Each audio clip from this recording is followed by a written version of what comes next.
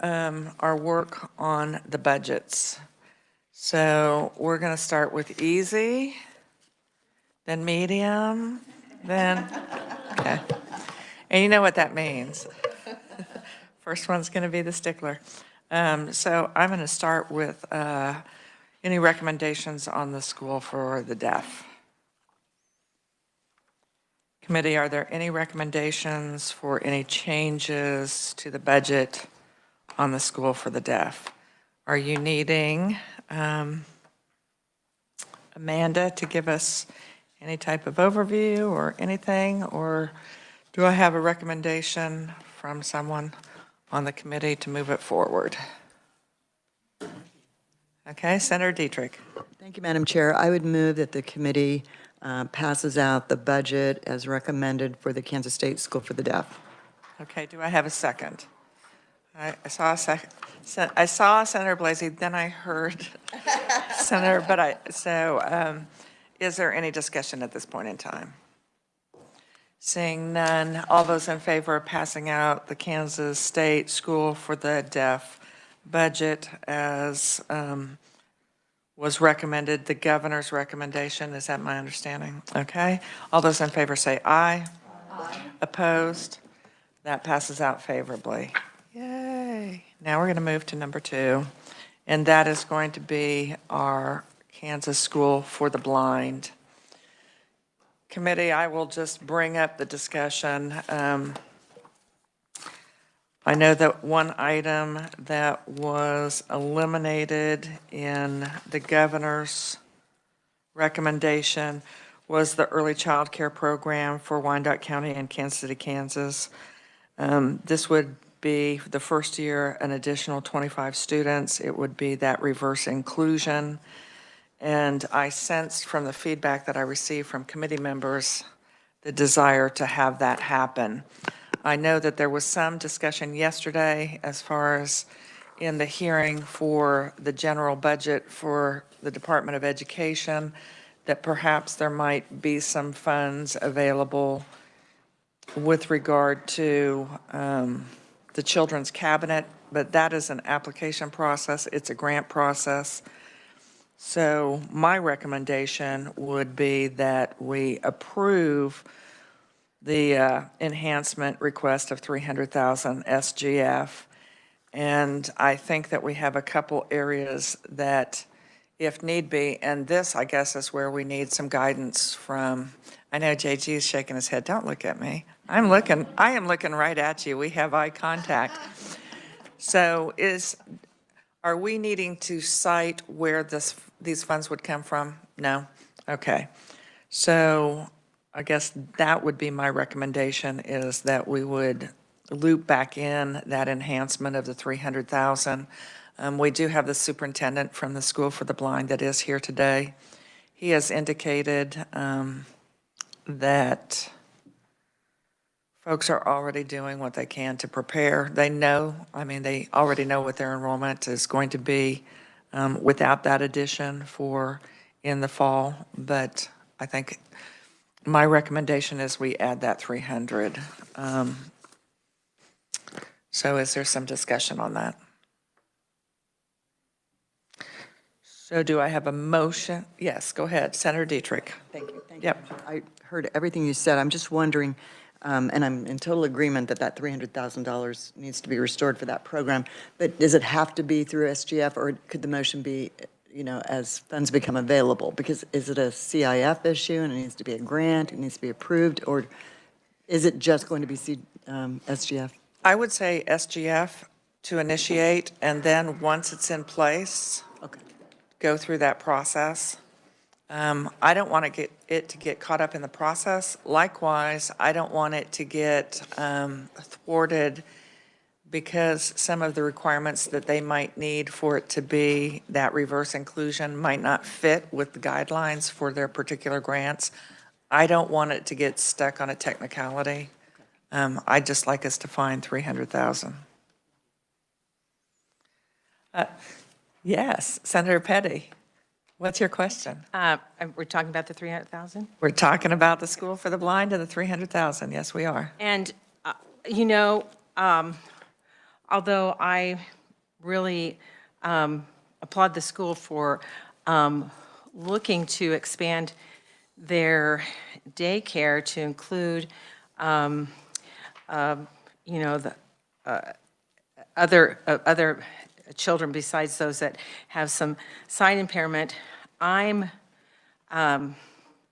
somewhat concerned that since there are processes to go through and there are places to go to look for that funding, that we're actually creating something that we're going to be funding long-term. Because I don't know that we had enough information about saying that your facility is ready for that capacity and having having a financial model that shows that you are ready for that capacity are two different things. So we have just been reminded that we can make that recommendation that this is one-time funding. And guess what that means? We'll be revisiting it next year, and we will have a report on what is working. It might even be a report that we don't need 300,000, we need perhaps only 200,000, or even less. So I appreciate your comment, Senator Petty.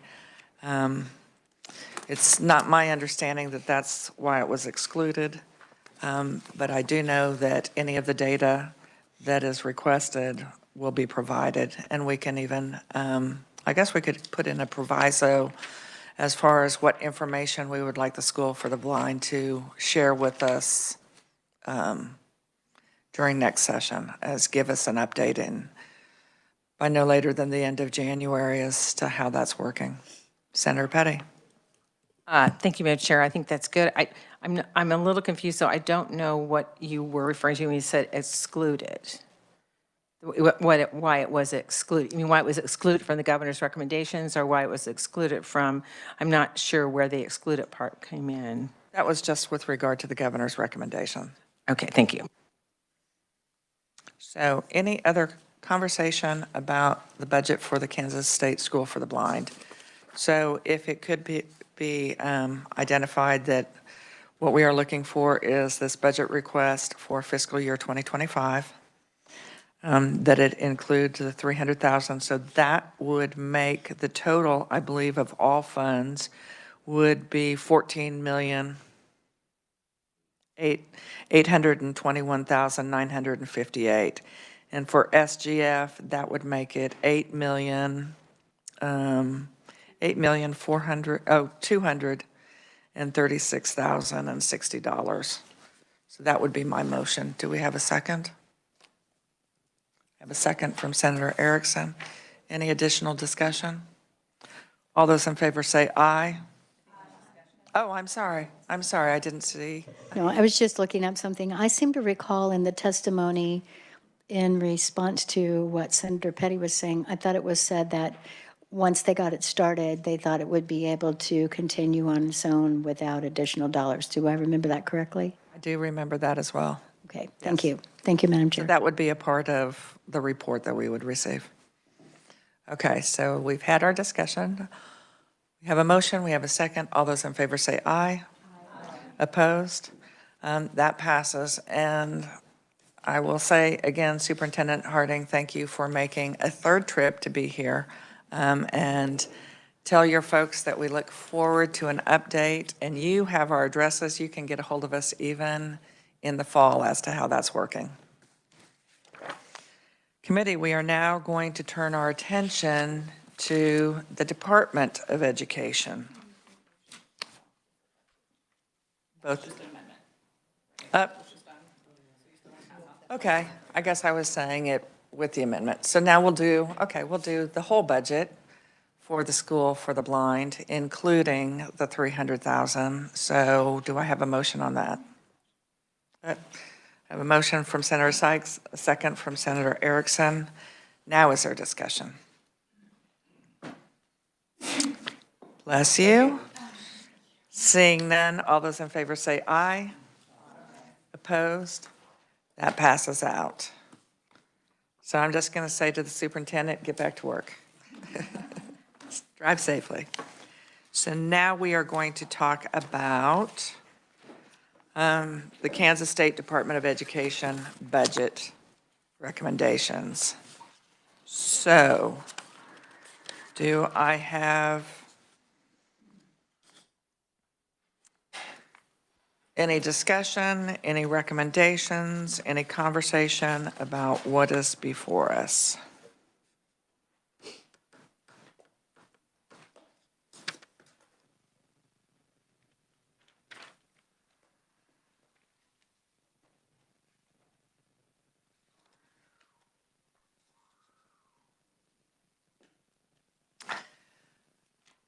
I think that I would like to there was some discussion about the MHIT program, the Mental Health Intervention Team. I think that we do need to make it abundantly clear that it is not limited. And to me, that means that the application process for the funding can't be written in such a way that only CMHCs can be eligible. It has to be made eligible for other providers to also apply for that funding. When we look at where the 29 CMHCs are located, and we look at the reality, I mean, we've got a community mental health center that absolutely cannot provide all of the services that are needed in Johnson County. So is that enough clarification, JG? Okay.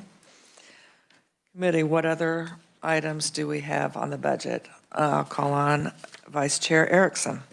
Thank you, Madam Chair. Along with the MHIT, I had asked the question as to that 3 million, it looks like will expand to 15 to 25 districts or so. And that was at a cost of anywhere between 120 to 200,000.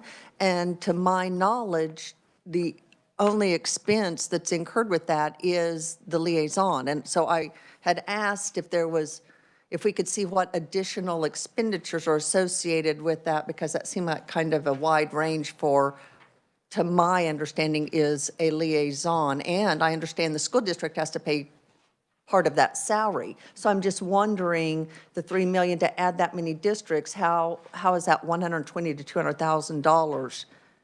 How's it spent? I am seeing John Hess that he is looking very interested. He did gain eye contact, so I know he wants to come up and welcome to the podium. Madam Chair, and I did ask that at the time, and I just have not received that information. Thank you.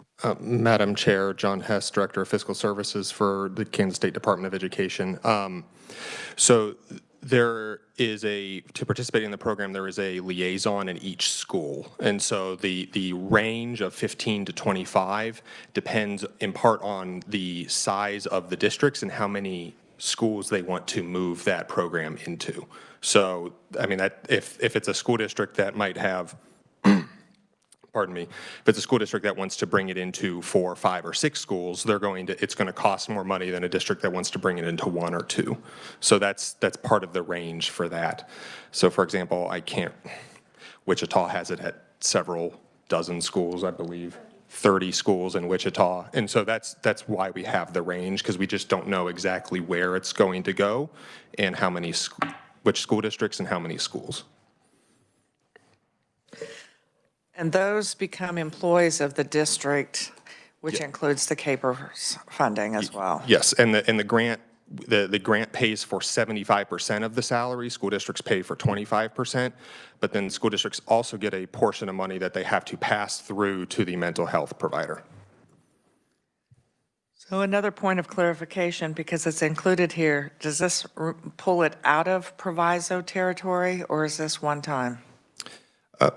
Madam Chair, it's still under proviso language. The appropriation has just kind of increased over the last couple of years.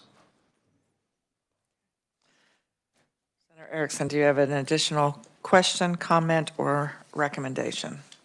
But I just want to make sure I'm correct. The only expense that this covers is for a liaison, however many that may be. There's no other associated expenditures. Is that correct? Madam Chair, Senator, the liaison plus some flow-through money to the mental health provider. Okay, thank you. So I will jump to what is page 13, where it's professional development. The ask was that the agency requests an additional 1.9 million to increase to 3.7 million for professional development.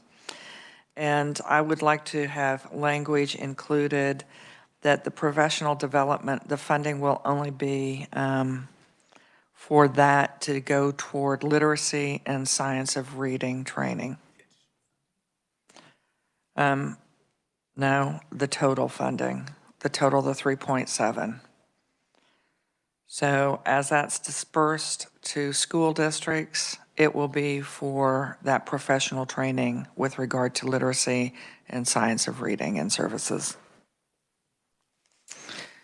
So committee, that is, I guess, a motion that I am making. Do I have a second on that?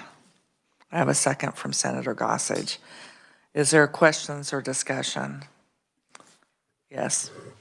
Thank you, Madam Chair. Do we have information on what all that professional development currently included? I do support literacy, and I think we do need to make sure we are focusing dollars there, but wanting to make sure that there are other things that we are not excluding, math, and just making sure that those new teachers are receiving the mentorship and development that they need. Okay. We haven't hit on the mentorship yet. Okay. This is just for the professional development that's used during in-service time periods. One of the things that I have heard from school district administrators, I've heard it from KNEA, and I've even heard it from folks, Greenbush, et cetera, that oftentimes they're just not sure at the start of the school year what to do for in-service. And we're going to help them. We're going to help make sure that everyone in the state is really focused on literacy and the transition that's going to be made for the science of reading. Senator Petty. So I'm just trying to understand the motion that you've put out there. So on this, is it pertaining to all in-service funding, which is the enhanced request would increase the total funding to 3.7, or is it in relationship to just the additional amount that has been above the 1.8 that was already there? It's the 3.7. It's the all. So that would mean that in every school district with professional development, that all their professional development funding has to go for literacy? No, just their state aid will. Just the funding that they receive through the state. For literacy and what else did you say? Science of reading. And science of reading. I've been out of the classroom for a while. I mean, I was there for 36 years, but there are, as was mentioned earlier, I mean, I know that there are multifaceted of what is important to be part of professional development. The science of literacy, I think, is absolutely critical, but it would not be, I don't believe, what every school board would decide is the only thing that should be part of their professional development. So I would have their latitude on professional development for the aspects that they are funding, but 100% of funding for professional development isn't just what comes from the state. I understand. It's 50%. Senator Sykes. And thank you, Madam Chair. Also, because this isn't for serving K through 12, what would they be using in that, like high schools, making sure this literacy, I know there's a huge K through 3, but how would that affect our high schools? So just so that everyone understands, the initial focus that has been addressed now 2 months in a row by the Board of Regents with regard to literacy, and the new focus for them The initial goal is that we will have all pre-K through third grade teachers trained within the next 3 to 5 years. But we are not ignoring what is required and truly necessary in middle schools and high schools. So there are going to be new assessment tools that are developed by the universities. There are going to be new screening tools that are going to be developed. And so a portion of this will be going so that those that are in middle school as well as high school, classroom instructors, paras, and so forth, so that they can continue to get the training and can identify what they can be doing at their level. So the initial focus, as far as the bulk of the money that will be spent, and just so you know, this is something that, our revisor and I and others, both sides of the aisle have been working on, as well as the Department of Education, a lot from the Board of Regents. We hope to have a draft by next Monday that everyone could see. Did we want to have it before turnaround? Absolutely. Was that possible? No, there was too much else going on in all of the committees. But very strategically, we want to get that focus in there. Now, I can say this, I feel comfortable saying this. We know how at-risk funding has been spent. So is there going to be professional development that's outside literacy and the science of reading? Absolutely. It might be a new online system that the district has that they train their teachers on. It might be new safety procedures. It could be any number of things that locally they decide on. What I'm simply saying is that the funds going from the Department of Education for professional development will be a part of that focus. You have a follow-up? Sure. Yeah. So also, I know the state board has fully funded letters until 2026, I believe. So talk to me about how that may overlap. I didn't hear that question. So I think the State Board of Education has funded the letters program through 2026. So can you talk about maybe how those overlap? I sure can. So Letters is a program that the teachers that are involved in that, it's a 2-year program. I'm not sure the price tag. I think it's right at about $2,000. It requires the teacher to put in at least 160 hours. That is not in the classroom. That is above and beyond. And so there's the Letters 1 that is completed the first year. There's Letters 2 that's completed the second year. It is a 2-year program. The funding right now is being used from federal funding, and that is about to dry up. So what you will find is going to happen with regard to this blueprint for literacy for our state is that the universities are going to come up with 2 graduate level courses that teachers that are currently in the classroom, if their district didn't sign up for letters, or if as a teacher, they don't have that type of commitment that they can put in each week during the school year for 2 years. Then there will be 2 courses. They will be graduate level courses. They will be funded for the teachers to enroll in them. Upon completion, they would receive a stipend after they take a follow-up exam. I believe the Department of Education, at least the Board of Education, is looking at either a Praxis exam. I know there is also a Pearson publisher exam that's used in other states. Once they have completed that, they would have their micro-credential and would receive a stipend for completing that.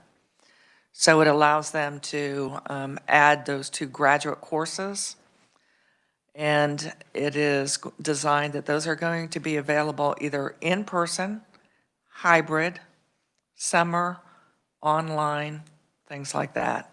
And it would be offered through not only our Regents institutions, but our not-for-profit independent colleges and universities as well. So that is different from an in-service development. But that funding has all been through school districts through the ESSER money that they've received. So I will make that motion. Do we have a second? We have a second from Senator Gossage. All those in favor say aye. Opposed? Okay, that motion passes. What other recommendations do we have on the budget?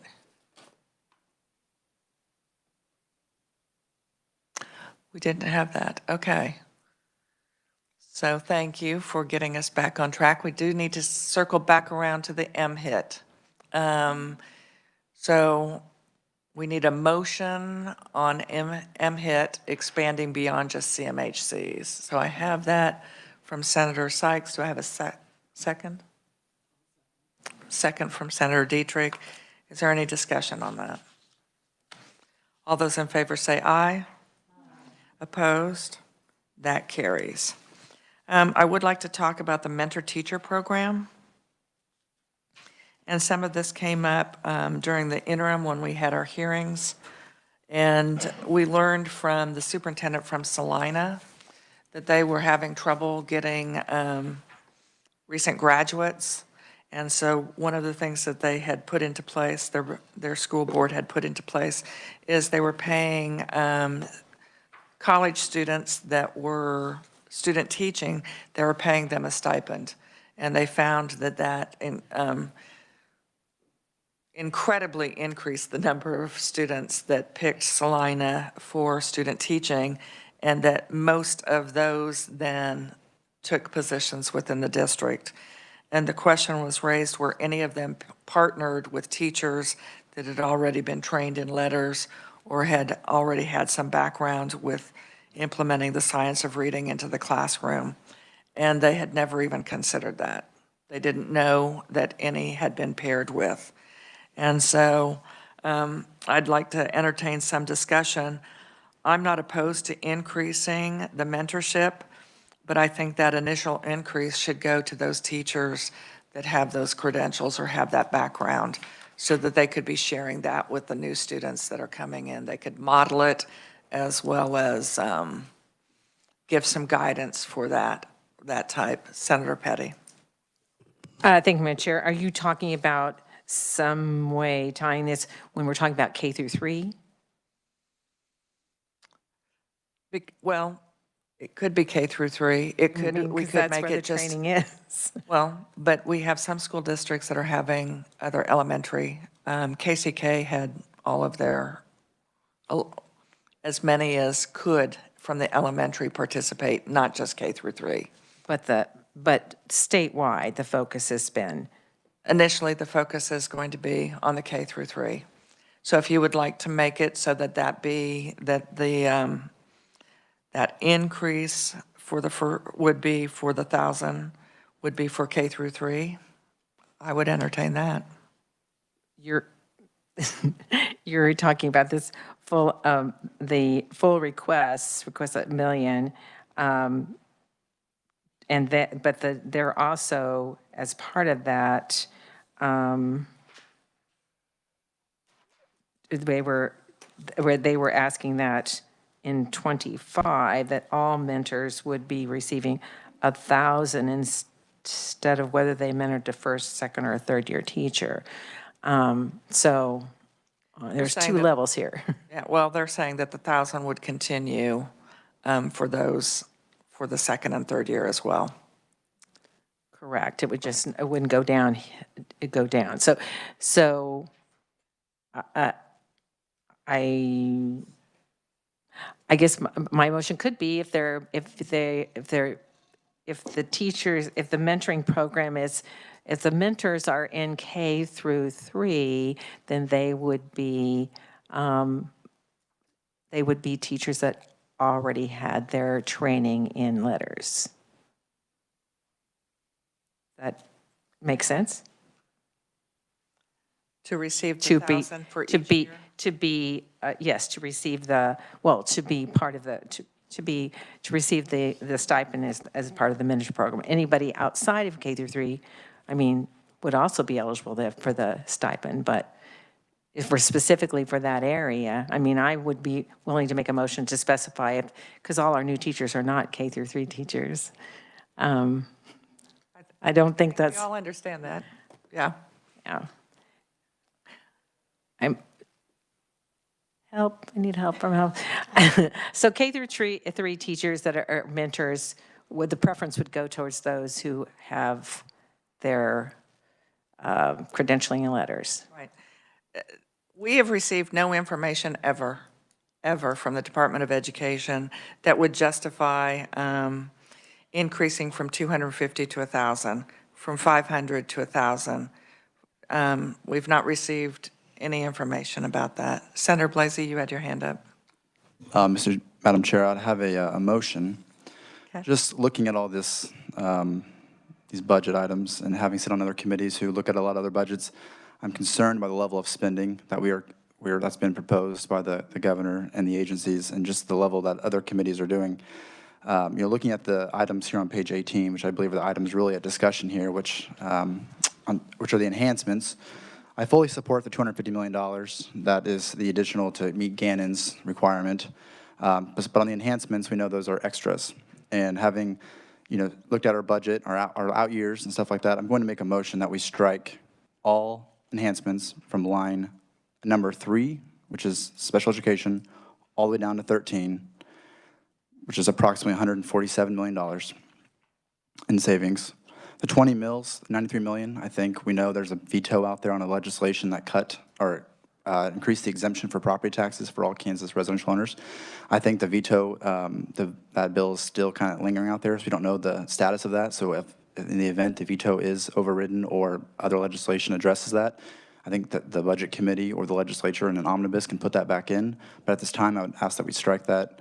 On special education, I know it's a conversation that's of much interest. Happy to entertain if the chair would like to have more conversation on that in future meetings. But at this time, I would make that motion, just urge the committee to have fiscal restraint. Thank you. Okay, well, I need a clarification because you started on page 18.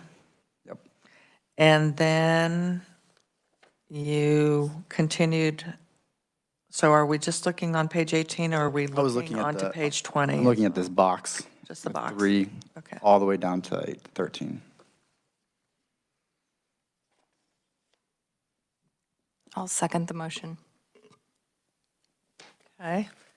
So let's have some discussion. We'll start with Senator Sykes.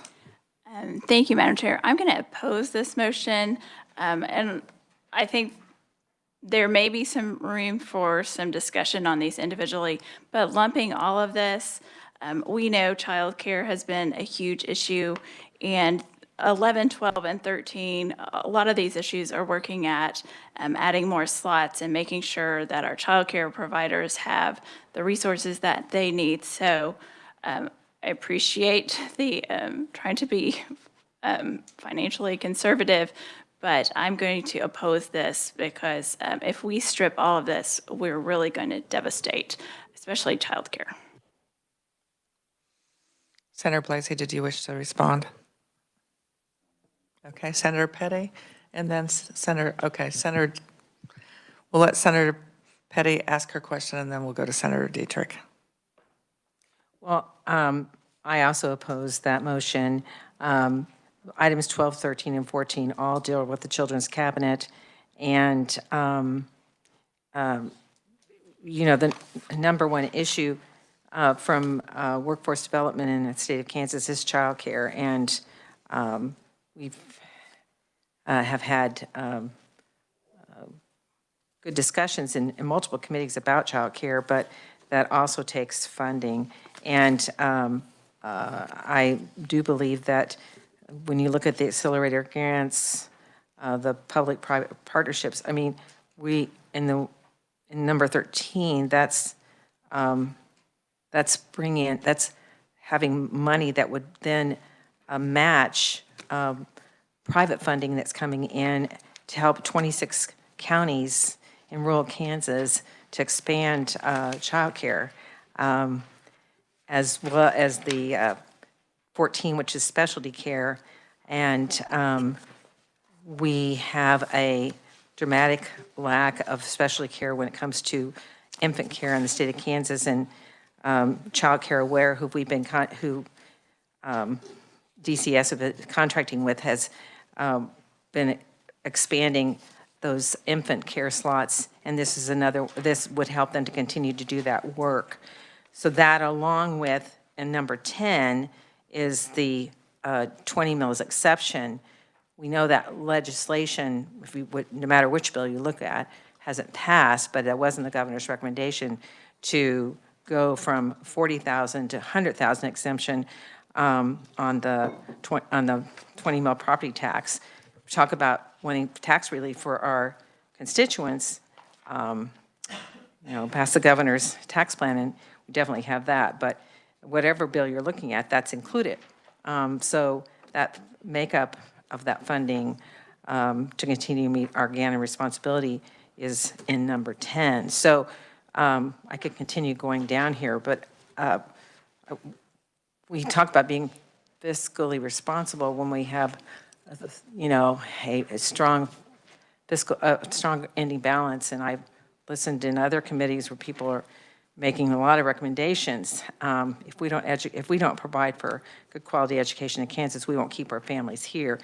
So I'll just concentrate on the child care and the 20 mills, but I can't support this amendment either. Okay, we're going to let Senator Dietrich ask her question, and then we will go to Senator Blasey, and then we will go to Senator Sykes. Senator Dietrich. Thank you, Madam Chair. I just wanted to ask the Senator Blasey, were you eliminating number 3, the additional dollars for special education? Is that what you were saying when you said did I hear you correctly, from 3 to 13? Yes, and I do appreciate that. I wanted to clarify, based on what Senator Petty had mentioned, I don't mean to strike number 14 on page 21, which is CIF funds for infant care. That is not SGF, so I'm leaving that in there. It would be 3, which is I believe the special ed, 74 million, all the way to number 13 on page 21, SGF dollars. Okay. Reading this right? Well, it gets a little dicey because some of the items on the pages the governor didn't recommend. 13, correct. Yep. So I think when you first indicated on page 18 the chart, but those numbers don't match up with the preceding pages. Correct. So so we'll leave 13 on the chart to answer your question, Senator. Okay. And you are not leaving in state foundation aid, which is 9 on the chart. Well, that is due to an assumption that the tax bill would pass. But I'm leaving in the 250 million increase based on Gannon. Okay. So Senator Dietrich, follow up with your question. Thank you, Madam Chair. So my follow-up now is on number 9 on page 18 in the box. The 20 mil. So let's say the veto is not overridden. What happens if this recommendation is approved? If I heard you correctly, you're saying if the veto was not overridden and this motion passes, then it would be current law today. The 20 mills would stay on the books. The exemption would stay at, is that $40,000 or whatever it is. There'd be no change to state aid. Thank you. Yep. Yeah, state aid is completely protected. Yep. So I don't think they could hear what you said, JG, if you would please share with the whole committee. When we do the consensus school finance formula estimates, we take into consideration how much money is coming in from the 20 mills, and then whatever's left over is what we say needs to be added back in to meet the full funding. So if the less money comes in from the 20 mills, when we do those consensus estimates, there would be more SGF coming in to backfill. It also goes that way for if they change the exemption amount, or if there's less funding coming in, or more. So Senator Sykes, and then I have a quick question. Senator Sykes. Okay, thank you. Just to clarify, you are now no longer including number 13 on the chart, which is the Baby Steps program? Correct. My goal is SGF dollars. Okay. I appreciate including that because I did watch the hearing from yesterday, and 71% of our childcare providers refrain from. So thank you for excluding that. But I do think, again, on those, the childcare accelerator grants, we've been already, this is $30 million of one-time funds. We've already seen how some of those funds have already been used previously, and there was definitely more demand than they had the dollars for. So I do think this is a vital piece of the puzzle on our childcare. So again, I'm going to oppose this amendment. And we may see that as an amendment when we're working the budget on the floor, obviously. Quick question on the MHIT pilot program. You are simply pulling the additional funds. So the motion we made that it would include the other is still there? Okay, any other questions or comments? Senator Erickson. Thank you, Madam Chair. I am going to support this recommendation, this motion, for the reason that we have seen repeatedly, Madam Chair, in this committee. It's been over 2 weeks, or right at 2 weeks, that I've asked for information on the at-risk hearing that we had about some expenditures and how many schools we had that were violating that policy. Madam Chair, to my knowledge, I have not received that information. We have repeatedly given more and more and more money, and yet there's no accountability. I appreciate the chair's effort to tie professional development to literacy, but without any teeth or consequence, we have no idea if they would do that or not. And we've seen that over and over again. And so I think it's time for the legislature to take responsibility and say, if you cannot show us and be accountable for the additional money they're getting, $250 million more with fewer kids, I would hope that they would be able to fund $1.9 million in professional development out of that additional money when they have fewer students. So I think it's time, Madam Chair, that we are responsible stewards of the taxpayer money, and until we're provided with the information we ask for, until we see compliance with the laws that we already have on the books, Madam Chair, that's why I support this motion. Thank you. A point of clarification. There was the ask of the additional positions. Yeah. I was going to ask about that. Since it's fiscal year '24, are those positions currently being funded, or are they completely new positions, and they're asking for $200-some thousand to fund those positions? So I was looking at striking those, but I don't want to confuse anybody. You can go that. Page 9. 9, yeah. Yes, go ahead. Madam Chair, I just want to clarify, you're talking about on page 9 under 14 where it says all other adjustments. Those 9.6 positions will be funded by existing resources. That $223,000 is in a variety of other expenditures. That's not for those positions. So the 9.6 positions, the agency has indicated will be funded by existing resources and are primarily funded by non-SGF money. And I do not have right in front of me if all 9.6 have been filled at this specific time, but it's not part of, the 223,000 is not part of the FTEs.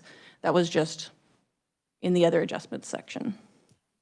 Go ahead, Senator So Blasey. I guess my question is, how can they hire employees if the legislature has not approved those FTEs? Because it looks like number 14 is asking for an increase of 9.6 FTEs. So how could they start filling those positions?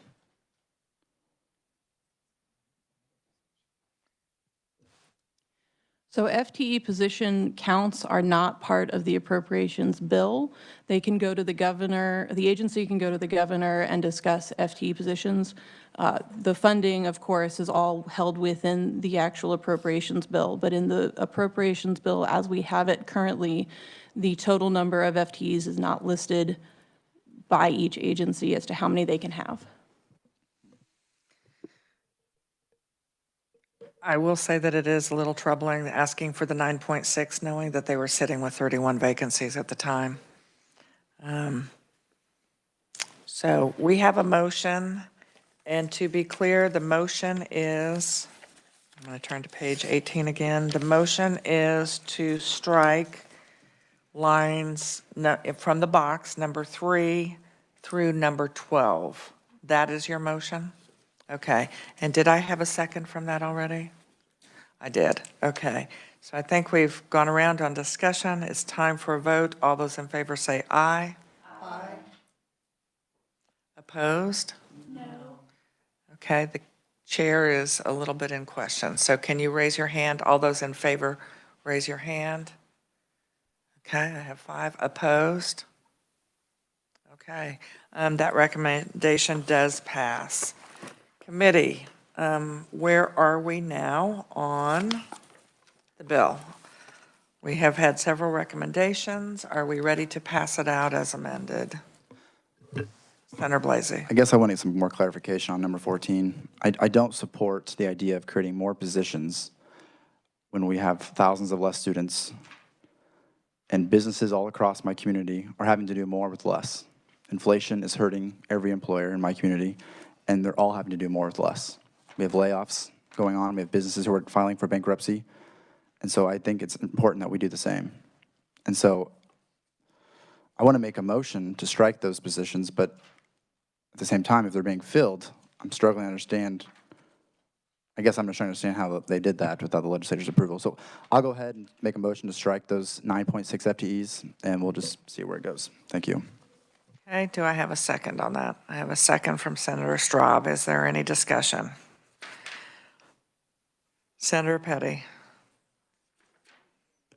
I think I need some clarification.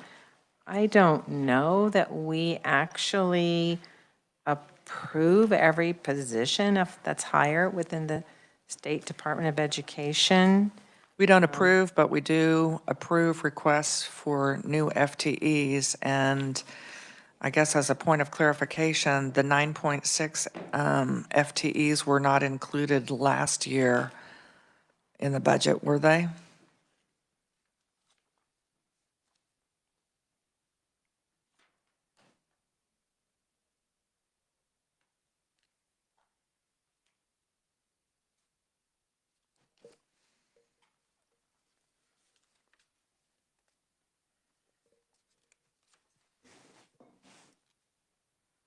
Madam Chair, last year, the agency had 258.3 positions.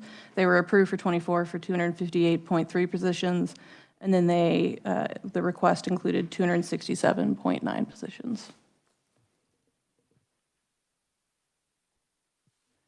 The approved amount for fiscal year '24 was 258.3 positions, and then it's 267.9 is what the agency and the governor both recommended.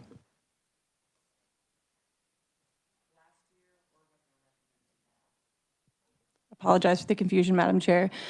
They are recommending for fiscal year '24 200, In the middle of. which we're in the middle of. Okay, so they made that recommendation, but what we've heard is without approval from legislature, they've already posted jobs and hired. Is that anyone from the Department of Education? Can you speak to that? And my clock, my watch says we have 9 minutes to get this done and to have a hearing on Senate Bill 465. Madam Chair, members of the committee, the State Board of Education and the Kansas State Department, so the Kansas State Department of Education, under the purview of the State Board of Education, does not have to go to the governor to get positions created. The State Board has its own independent authority to create new positions. So these positions were all approved by the State Board, and I'd have to double check exactly what position numbers these are associated with, but from an initial check, they're all filled, or most of them are filled. So share with us, where is the line of the funding that was left over from last year that was moved forward? This SGF reappropriation, the unspent SGF from 2023. That was 113 million, correct? Yes, Madam Chair, and that was all in state aid. We did not reappropriate any money for agency operating expenditures. Okay. So I believe, Senator Blasey, what we heard is they can do what they want. Okay? So I'm thinking you withdraw your motion. Okay, you're going to keep your motion. We have a second. I guess we can vote on it. I don't think it will change anything. Okay, so all those in favor say aye. Opposed?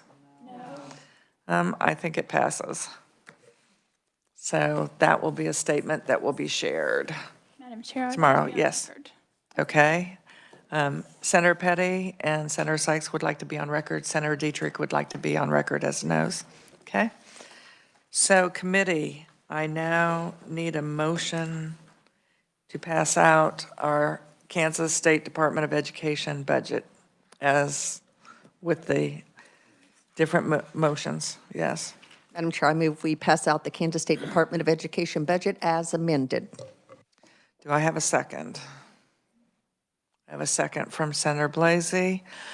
All those, yes, Senator Sykes. May I have a question, just clarification? I know the enhancements to the MHIT program were cut.